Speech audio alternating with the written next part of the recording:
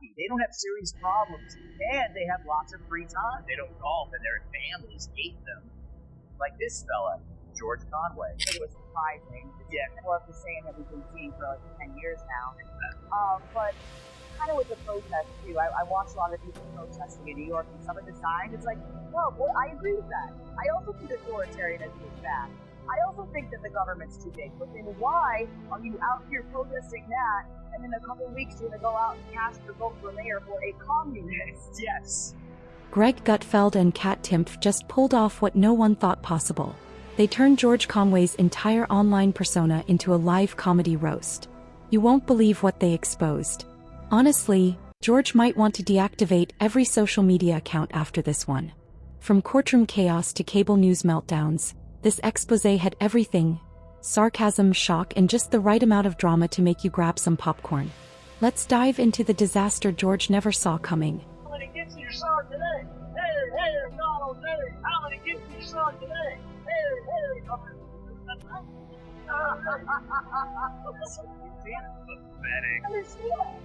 I really, like, these people are ostensibly they're protesting because they want the government to be smaller, and you don't see how that doesn't quite jive with a guy that wants government like grocery stores.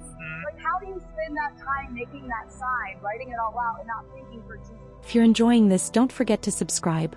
It helps more than you think. Now, George Conway, the man who somehow turned political outrage into a full-time career, a hobby, and possibly an Olympic event.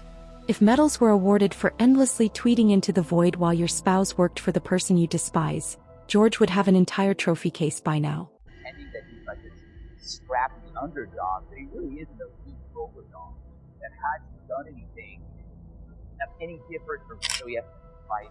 When I think about those spots in the outside fire, like nothing is happening. That's not his watch. Just when it seemed like the internet had finally lost patience with his daily "I told you so" performances, Greg Gutfeld and Kat Timpf stepped in.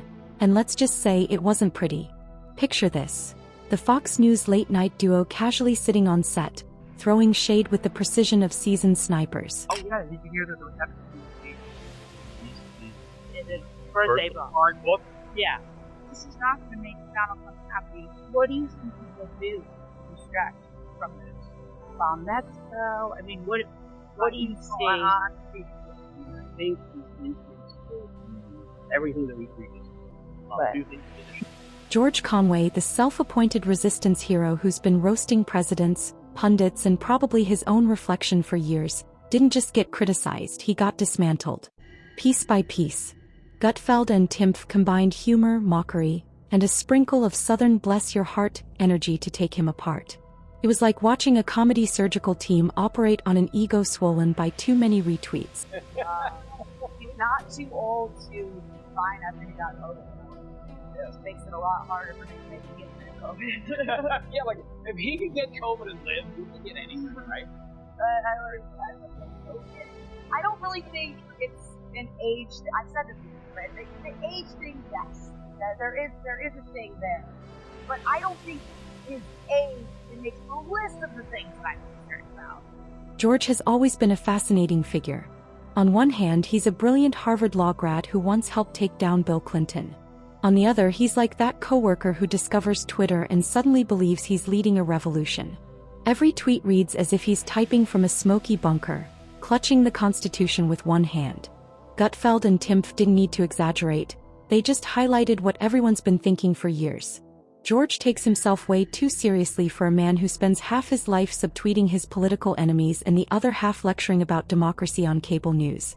Kat Timpf, with her trademark smirk, delivered her satire like she was stirring tea with a sledgehammer. She didn't just call him out, she made it sound like George had turned into a walking think piece. You could almost hear the collective internet groan when she pointed out how his career shifted from high-powered attorney to full-time anti-Trump influencer. It's like he saw social media and thought, yes, this is where my legal genius belongs, right next to memes and cat videos. The Democrats have to learn this, that the media is not your friend, especially now. The more the media gets behind you, the more people are going to hate you. They don't trust the media anymore. They hate them. Greg Gutfeld, meanwhile, was having the time of his life. The man thrives on roasting people who think they're the smartest in the room, and George Conway was the perfect target. Gutfeld painted him as someone permanently glued to his phone, scrolling for validation like a caffeine-fueled philosopher in a bathrobe. He joked that George must have a special alarm that goes off every time someone mentions Trump's name, just so he can rush to tweet another 280-character sermon about democracy. The best part was how naturally Gutfeld and Timpf played off each other. Once upon a time, George Conway was a respected lawyer married to one of Trump's closest advisors, Kellyanne Conway, a true Washington power couple. Then came the plot twist: Twitter wars, late-night rants, and eventually the Conway versus Conway implosion. By the time the dust settled, George wasn't fighting for law or love anymore. He was fighting for likes. And that's exactly what Gutfeld and Timpf exposed. They didn't need breaking news. The whole thing was already a sitcom. List of he doesn't seem to know who's alive and who's dead, and thinks dead people are in the room with him all the time. He shakes hands with the air. You know, he babbled while I was raised by Puerto Ricans. Like, he said he had oil cancer, and all of us were just like, that's Joe! Like, what? Gutfeld compared George to the guy who crashes a party uninvited and then complains about the music all night. Kat chimed in, saying if George ever launched a podcast, it would just be an hour of sighing dramatically while doom-scrolling through Twitter. It was brutal but painfully accurate. Then came the deeper punch. Beneath all the jokes, they revealed something bigger. George Conway isn't just a critic, he's a brand. Every angry tweet, every TV appearance, every speech about the soul of America, it's all content, and George is the poster child. He's like the main character in a political soap opera who refuses to leave the stage long after the show's been cancelled. Kat joked that George probably has two moods: typing furiously or refreshing his mentions. According to her, he's the kind of guy who screenshots his own tweets just to remind himself how brilliant he was 5 minutes ago. You could practically see her rolling her eyes as she described him spiraling into yet another social media lecture about accountability. That's she said, Emily. That was George Conway? Yes, he's clearly been hitting the Ozempic. He looks different. Yeah. I think we all know why. That was not a catchy.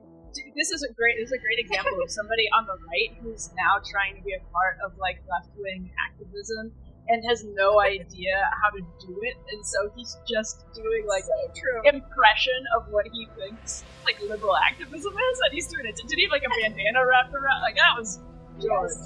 The more they joked, the clearer it became. George Conway had turned into exactly what he once mocked. The irony wrote itself. Here's a man who spent years railing against political chaos, only to become one of its most theatrical players. Every feud, every rant, every late-night tweet storm, it's all part of the show. Gutfeld and Timpf simply held up a mirror, and what reflected back wasn't a patriot defending democracy, but a main character in a political reality show. The audience? Journalists pretending to be shocked. Kat laughed so hard she nearly cried, but then she landed a point that hit harder than the jokes. George Conway is proof that politics has become performance art. It's no longer about changing minds, it's about collecting followers. And while Washington is filled with people who mistake attention for influence, George just happens to do it louder, longer, and with more hashtags. Republicans focus on crime, drugs, immigration, because you can score them. And the only issues you can score are the real ones. If you can't measure it, then it's not real. It's just the concept, like children's soccer. That's what made Gutfeld and Timpf's takedown so hilarious. It wasn't cruel, it was sharp, observational comedy at its best. They mocked a culture where outrage sells better than reason, and where even former power players act like influencers. George Conway was simply the perfect example. But let's not ignore the absurdity of his double life. Imagine being married to Kellyanne Conway during the Trump years, one of the administration's most loyal defenders, while publicly blasting Trump online. Thanksgiving dinner must have felt like a psychological thriller.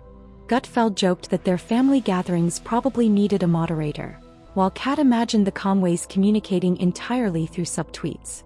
By the end, it was clear their humor wasn't mean-spirited, it was insightful. They weren't mocking his politics but his obsession, the way he turned political grievance into a personal brand. And if you can't laugh at that level of self-seriousness, you're missing the point. It seems blacks hate being shot at almost as much as white liberals hate Trump hats. So on one hand, you have citizens who want safe streets, and on the other, those who want an end to monarchy. One problem is real, the other imaginary. Like Jesse's back hair, Jesse's head hair. It makes you wonder how easy your life must be that you get to march against something that is quite literally living inside your head. Dramatic supporting actor, forever delivering monologues to an audience that's already moved on. In the end, Gutfeld and Timpf didn't just roast George, they diagnosed him. The man's suffering from a chronic case of main character syndrome. He can't stop performing, can't stop tweeting, can't stop believing every news cycle needs his input. It's tragic, sure, but it's also comedy gold. That's why the moment went viral. It wasn't just about Conway being exposed, it was about us. Because this is what we've become. Maybe George Conway is still out there right now, typing another fiery thread, convinced he's changing the world one tweet at a time. Meanwhile, somewhere in a Fox studio, Gutfeld and Timpf are probably laughing. The best part? George doesn't even realize it. He still believes he's the voice of reason in a madhouse, bravely tweeting from the moral high ground, not realizing he's become the chaos himself.